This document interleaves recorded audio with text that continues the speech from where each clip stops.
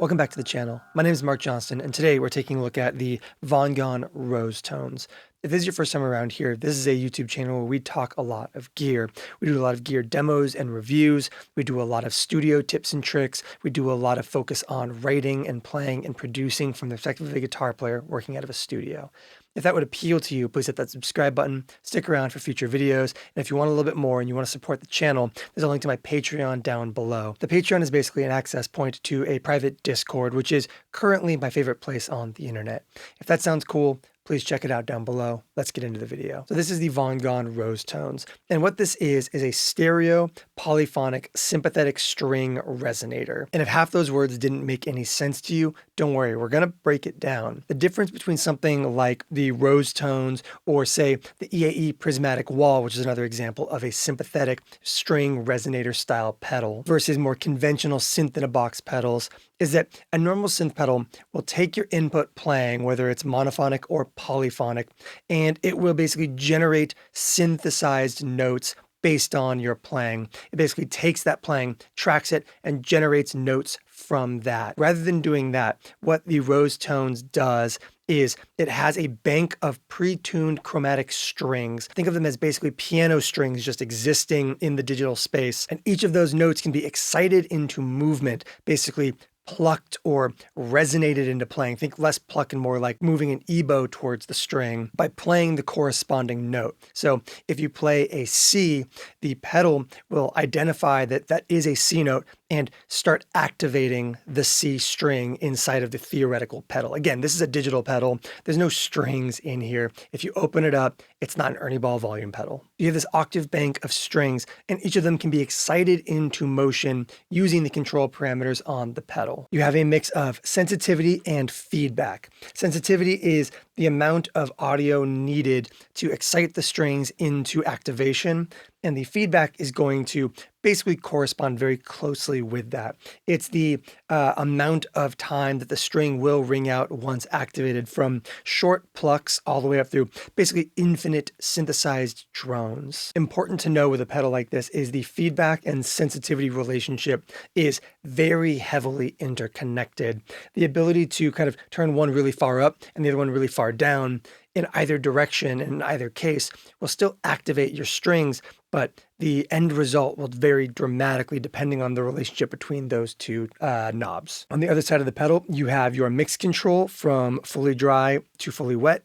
You have a tone control that will not only darken and brighten the strings kind of resonating in the pedal, but also will kind of control the intensity of the effect, with darker tones being a little bit softer in the mix and brighter tones being a little bit more kind of facing forward, punching through more aggressively. And then you have a modulation control, which is going to be an essential part of this pedal. And that's because, like we said, this is a stereo in, stereo out pedal. That octave of strings is actually placed across the stereo spectrum from left to right with these notes. And as you play your instrument, those strings will resonate in place across that stereo spectrum.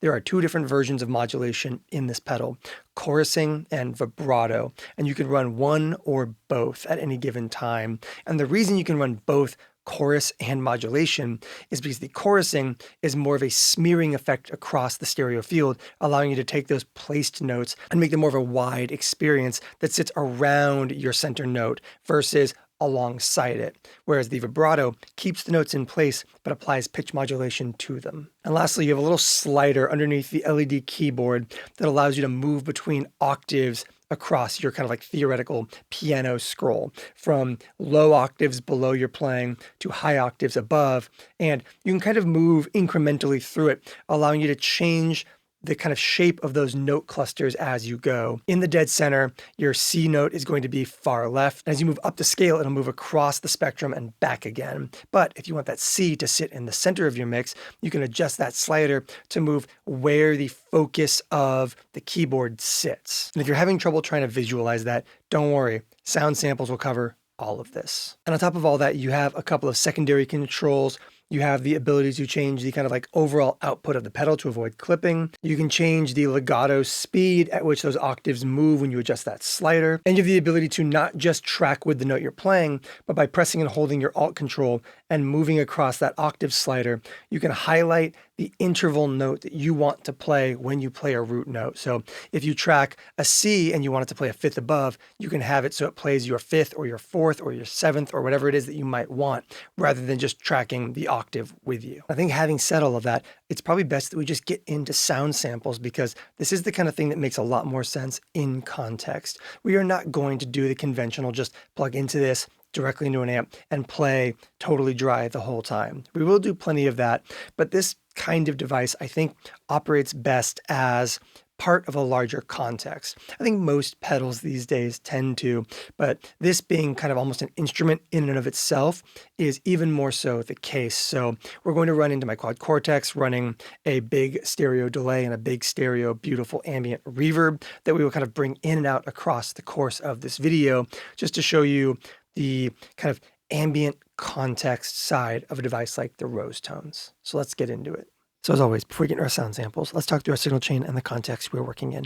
I am playing my Jennings Navigator with McNally Stagger Swagger pickups, mono into the Rosetones by Vongon. We are running stereo out to the inputs on my NeuralDSP quad Cortex, where we are running a stereo tape delay, a Nordic Hall reverb, and a pair of Bad Cat Cub 5 amp captures. This is what our dry tone sounds like, no effects engaged.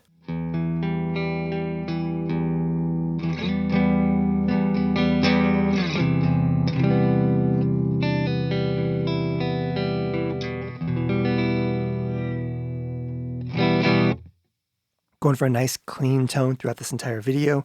The delay and the reverb are there to kind of add context to this. As we discussed earlier in the video, this is the kind of effect that really feels like it plays effectively into a wider context, and things like a nice ambient tape delay and a really big Valhalla-inspired reverb can be really useful for creating that sense of space. So before we get into the Rosetones, let's really quick just hit that delay and that reverb and hear kind of like what the wet version of this tone is going to be like.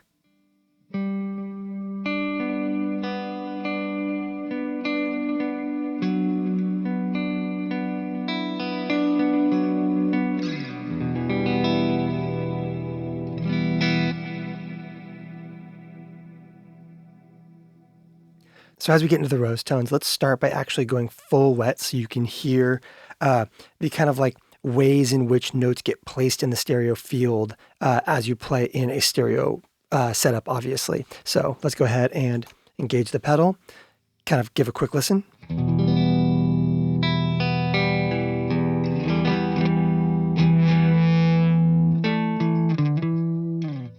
And now go to full wet and play with that kind of sensitivity and sustain combo to find like a nice responsiveness.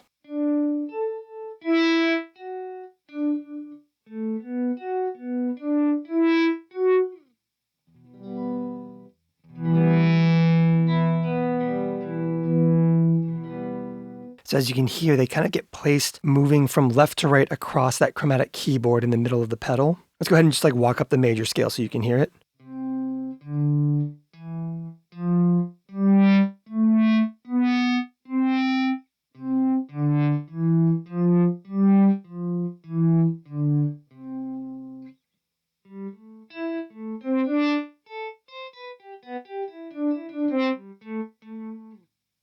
And so one of the interesting things is you can actually change where those notes get placed in that field.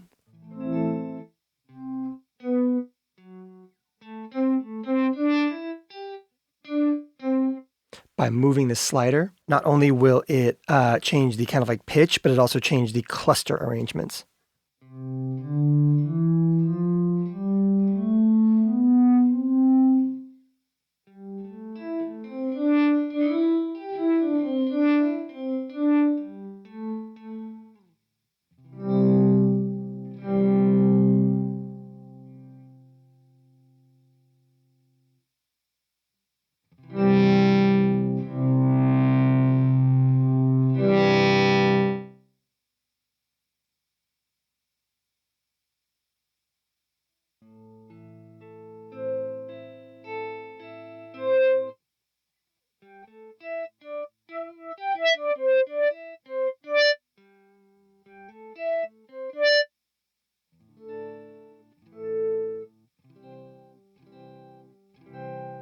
And you can, of course, make some of those changes as notes ring out to create some really interesting kind of sliding moments. And as you're catching from some of this initial playing and everything, the process of finding the balance between the sensitivity control and the sustain control is a fine line. So let's go ahead and take sensitivity to maximum. Let's bring that mix nice and low so that we're not absolutely blowing our eardrums out. And then let's just kind of like slowly roll that sustain up and hear how the blooming effect kind of changes, the attack, the sustain, all that with playing dynamics of your guitar.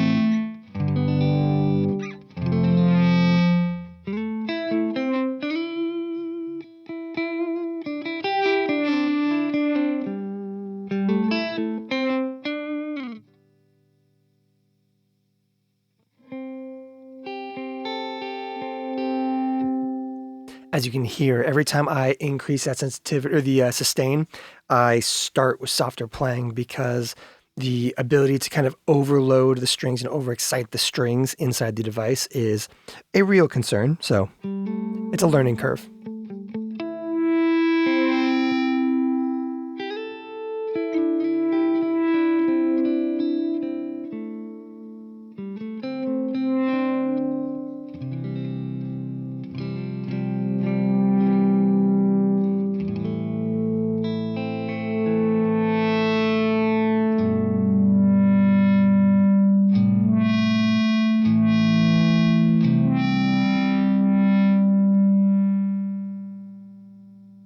And something that you will notice as you kind of get to the high points of these two together is the internal noise floor of the pedal will start to basically activate the strings all on its own, which is a thing that we will take advantage of later in the video.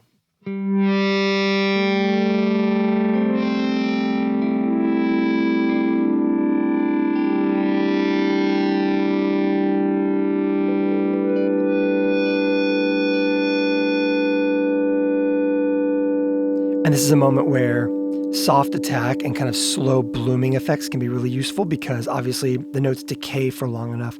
We're giving it no new energy here, but they just kind of sustain for a while right now.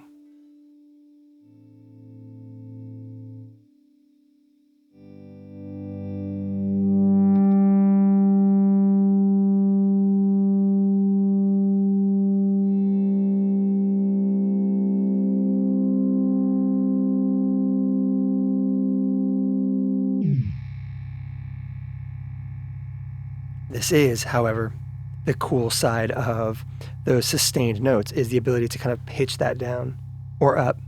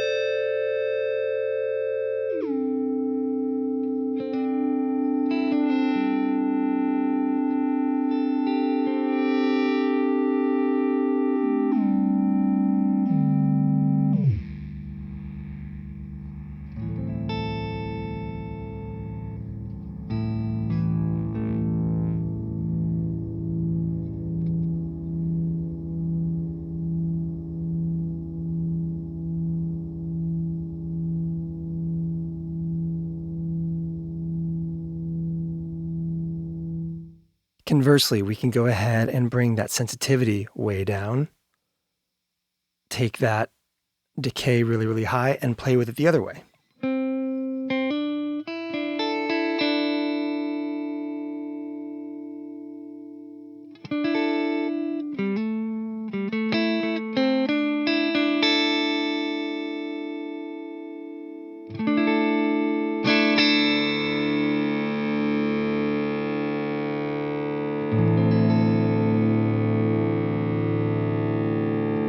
Obviously, starting with very high sensitivity and very low sustain and working sustain up slowly takes you from both of them require you to add more energy or less energy as you go because it requires a lot of energy for either of them at really low settings. But if you start with your sustain low, your notes are percussive, they fade quickly, and they move fast with your playing.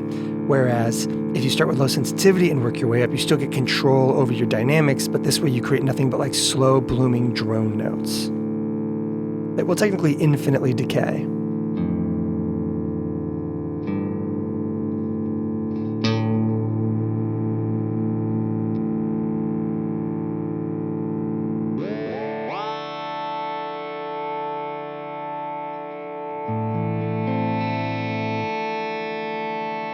So let's take this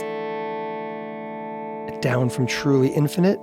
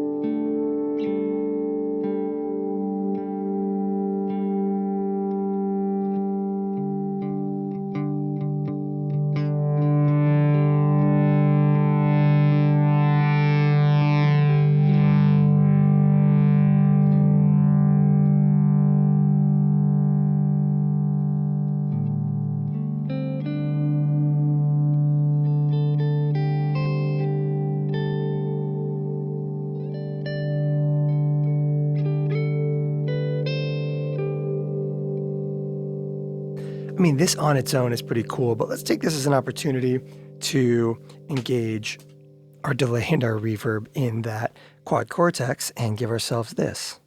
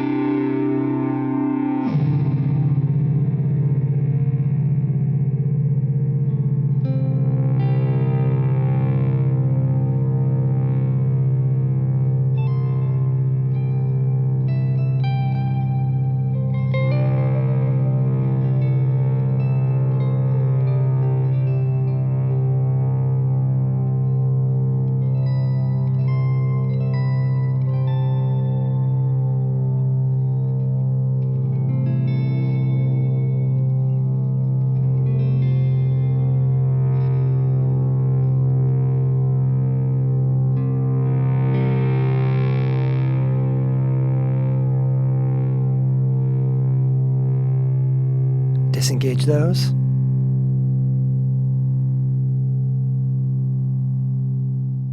Give ourselves a little bit more disappearance with that.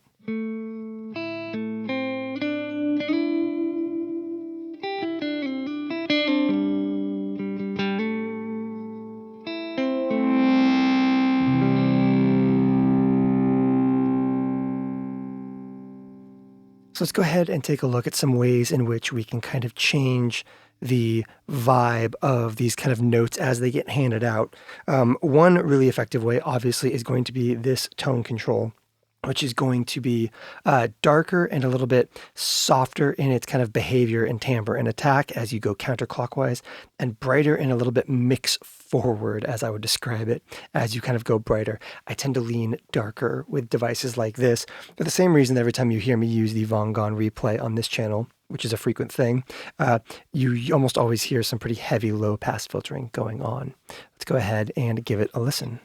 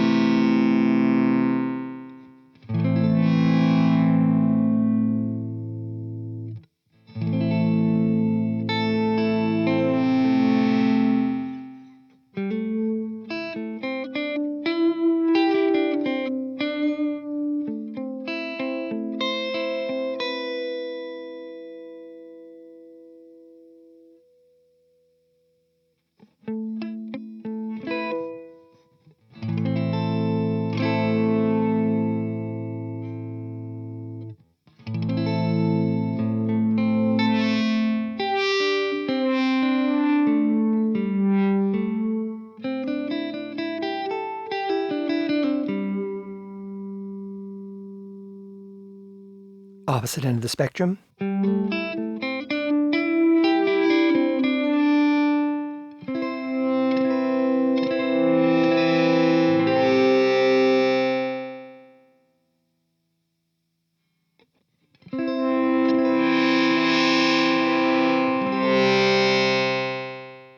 You can hear way more kind of bite and bristle in those really high frequencies. Can be great in certain circumstances. Let's go ahead and kind of go with that fully dark sound and go back to that really, really big, slow moving ambient pad game that we were on.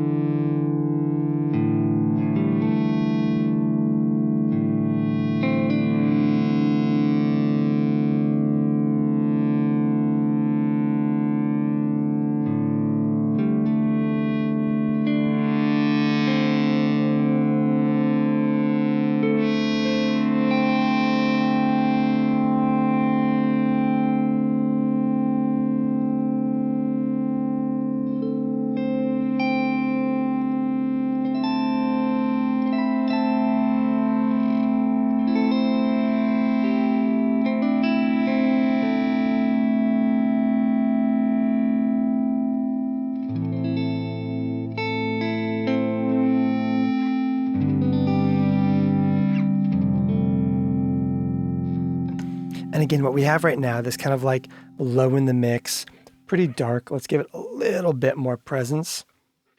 And of course, let's turn those wet effects back on.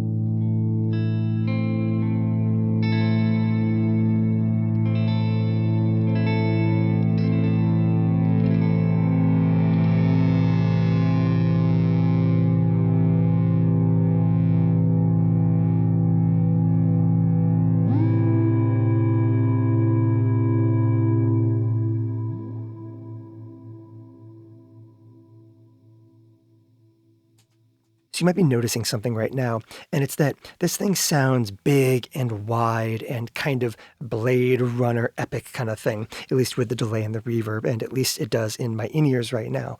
But you might also be noticing something else, which is that you're kind of fine-tuning that slider position in the middle of the pedal to find note placement where you would want it to be. Obviously, in dead center right here, your kind of quote-unquote middle C, your low C, is going to be left side, with your other notes kind of being placed closer to the right.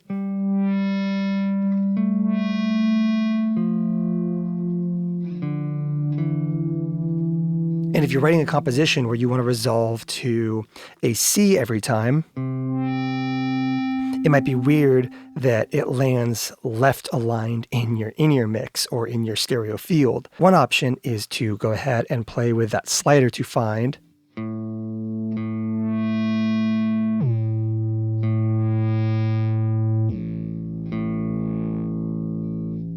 the frequency spectrum, the kind of octave shift that sets it in the middle of your mix.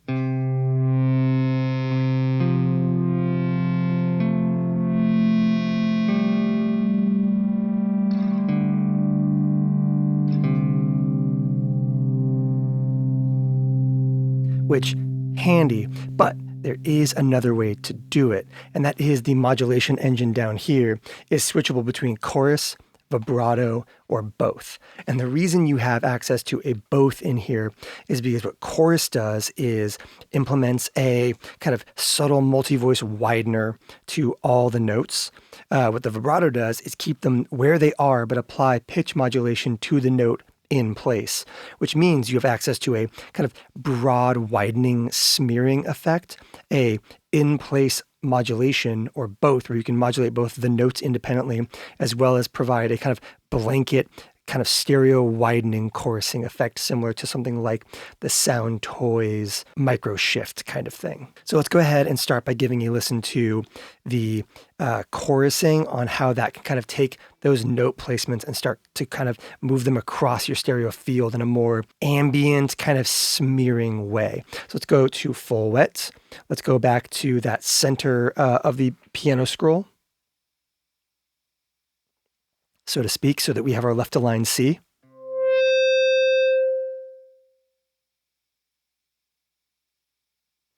The perils of sitting behind the pedal is not being able to see where center is.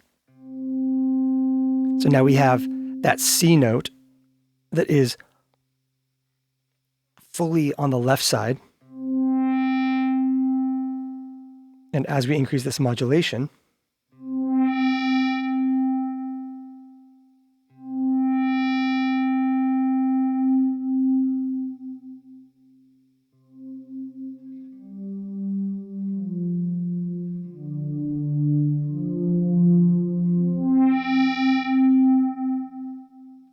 so now as you play, instead of all of your notes landing in their respective positions,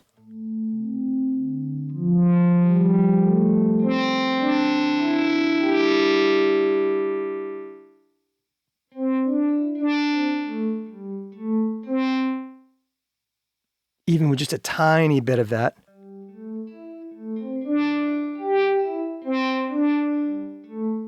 there's energy moving across the field, and as you max that out,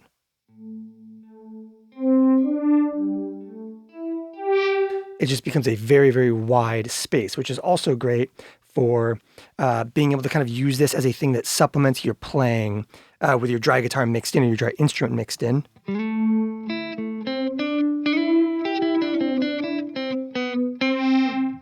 Where the notes feel like they bloom around, not just besides or directly underneath.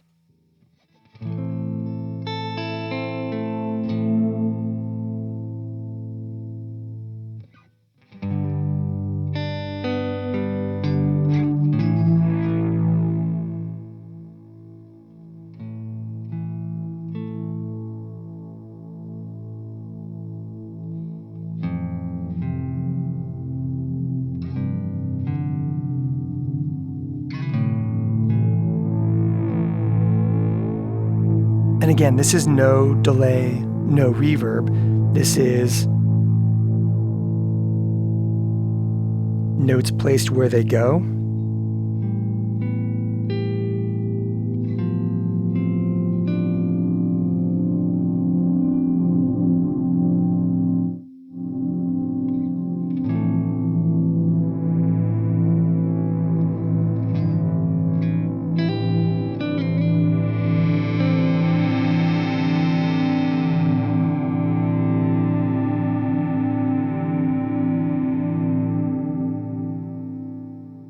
And conversely, you have access to, like I said, this kind of more subtle pitch modulation. Let's go ahead and go back to full wet.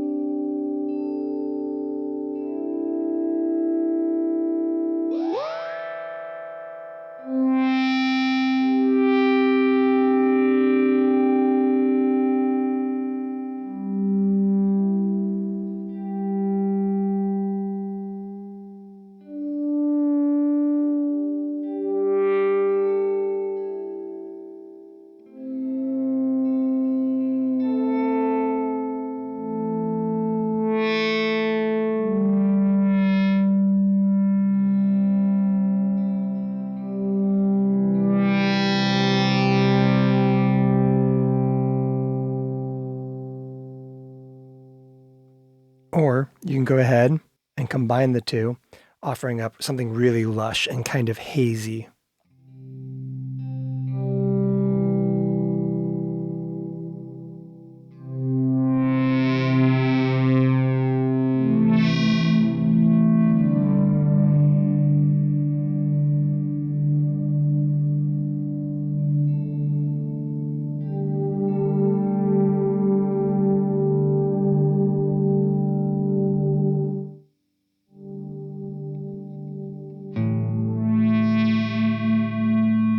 Delay and reverb.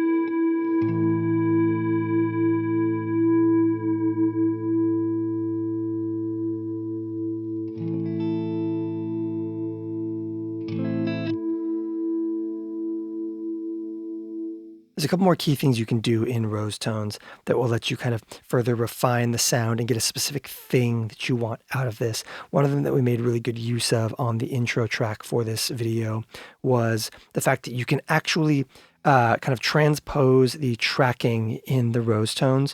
Basically, instead of having your input notes vibrate the corresponding theoretical string in the processing, you can actually have it activate instead anything from a second to, I believe, an 11th above. So root all the way up through just shy of the octave above, letting you do things like activate a third above or a fifth above instead. So let's go ahead and go with something very kind of cleanly musical, which is going to be a fifth above. In order to do this, you're going to hold down the modulation button for 2 seconds until things start to blink. And then you're going to move the slider to the note you want it to kind of play against, assuming that your bass note is the kind of low C. So we should now be playing the fifth above the note that is our root note. So if I play an F,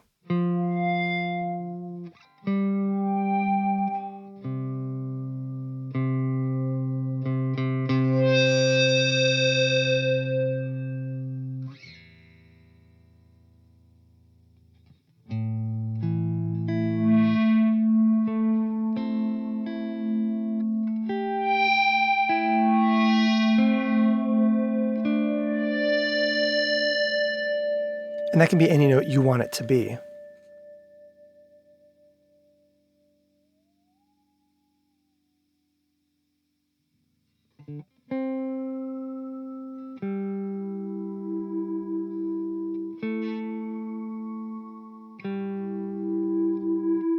If you're anything like me, you're going to be using almost exclusively fourths and fifths because music theory is hard.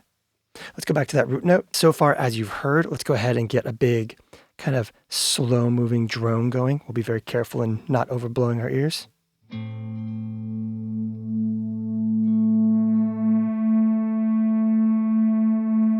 And as you've heard so far, as we move that fader around,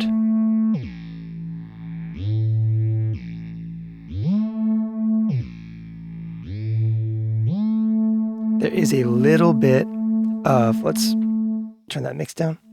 There is a little bit of legato movement during those kind of pitch shifts as you kind of reshift the center point of the keyboard. You can change that by using the shift function that we just used for changing your kind of corresponding harmonic note, and instead use the modulation, not the modulation, the tone control right here to change to a more immediate or a much more legato kind of replacement of notes. So let's go ahead and go to minimum.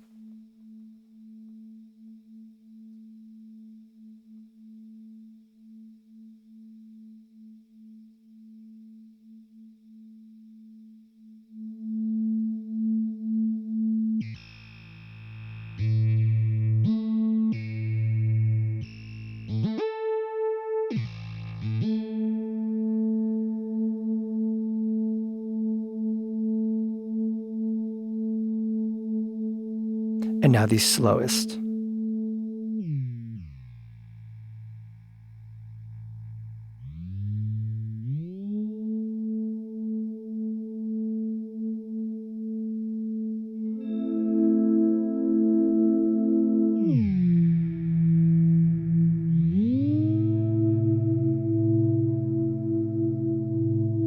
Worth noting that this does not matter for your actual playing. This will not create legato in note movements here because it is 12 individual theoretical strings being resonated, but instead will be useful for if you are making those kinds of changes.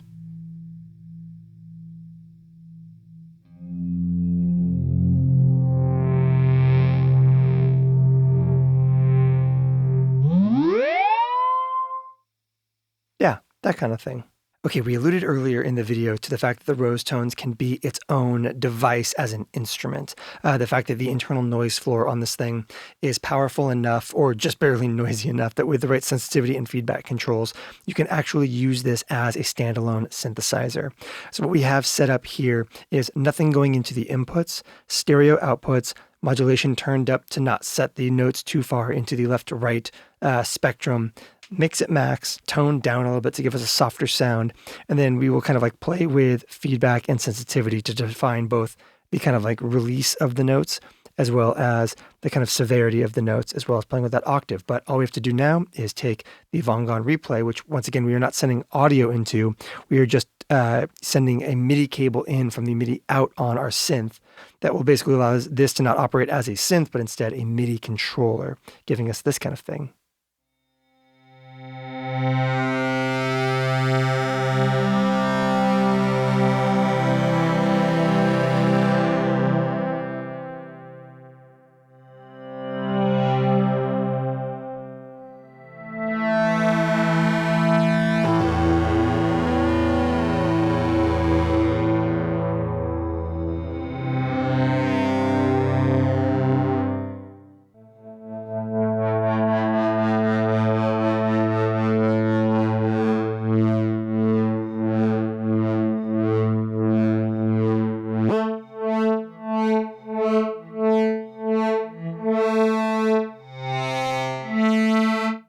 And again, this is a great opportunity to go ahead and activate the delay and that reverb in the quad Cortex.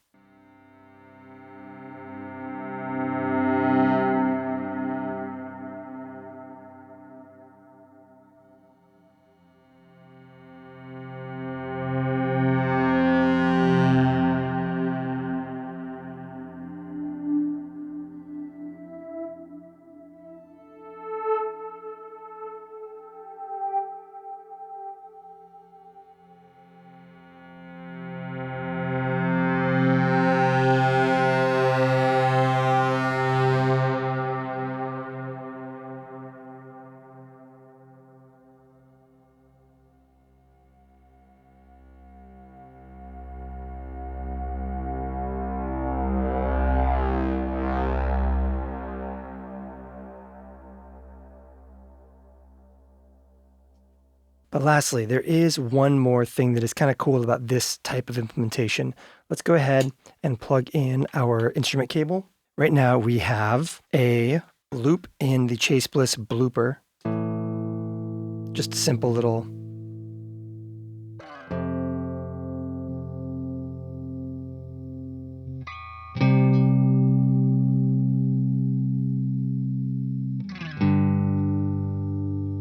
and we can, of course, activate this to play along.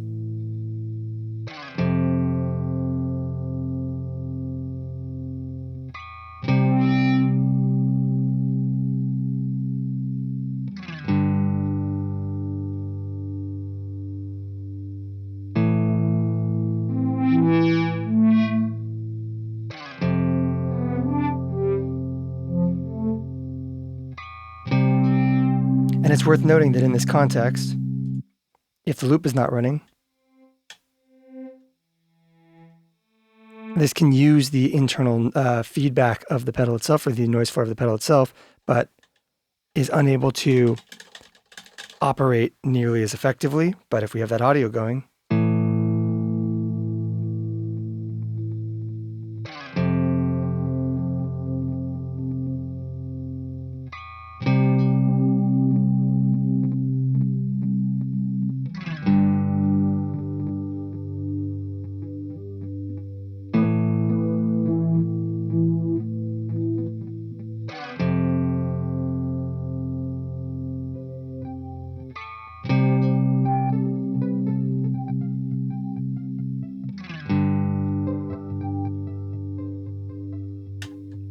very strange thing where you're manually resonating strings based on the audio going in.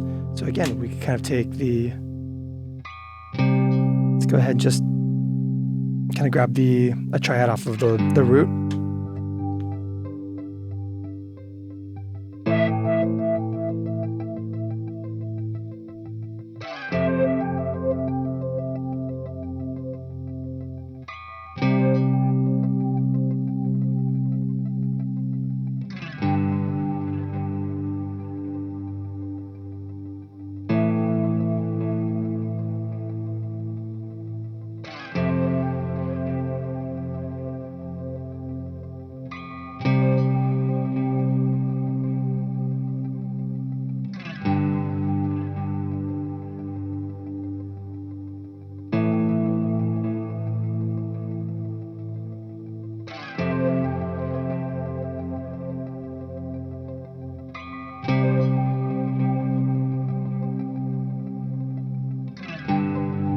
And all that audio, all that synthesized audio is being generated not from the notes themselves, they're not really hitting this thing hard enough, but instead from the information touching the strings from the audio being resonated into existence using a latched arpeggiator in the synthesizer.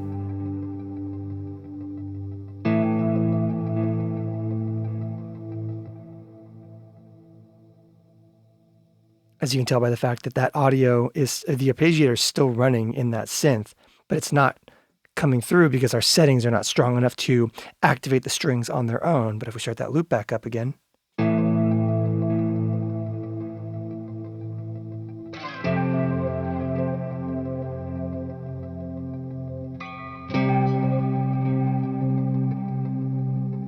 now it's all based around a 6 or a minor 6 chord.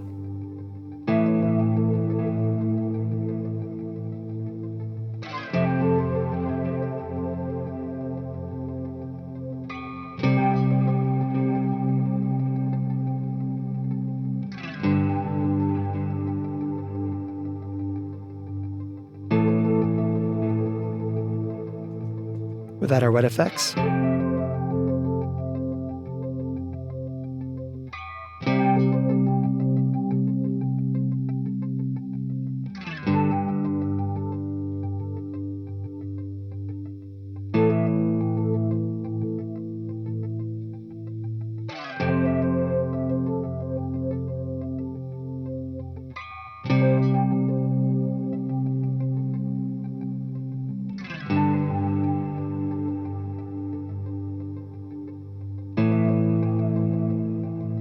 Just glitchy, cool weirdness. Thanks so much for watching. I'll see you in the next one.